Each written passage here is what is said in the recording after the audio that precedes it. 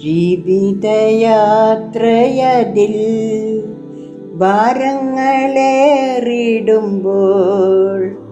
തളരാതെയോടിടുവാൻ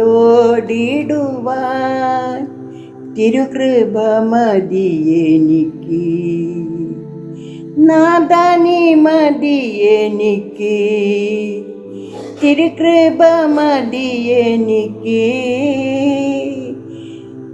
മരുയാത്രയതിൽ തിരുകൃപ മതിയെനിക്ക്.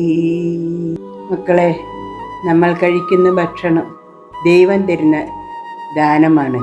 അതിന് നമ്മളെപ്പോഴും നന്ദി സമർപ്പിക്കണം.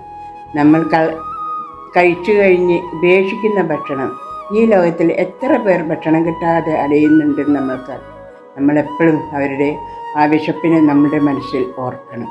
സുവിശേഷത്തിൽ പറയുന്നുണ്ട്, ഞാൻ വിശന്നിരുന്നപ്പോൾ നിങ്ങൾ എനിക്ക് ആഹാരം തന്നു. ആ വാക്കും നമ്മളെപ്പോഴും നമ്മുടെ ഹൃദയത്തിൽ ഉണ്ടാകണം. ആ ദൈവത്തിനെ നമ്മൾ മഹത്വപ്പെടുത്തണം.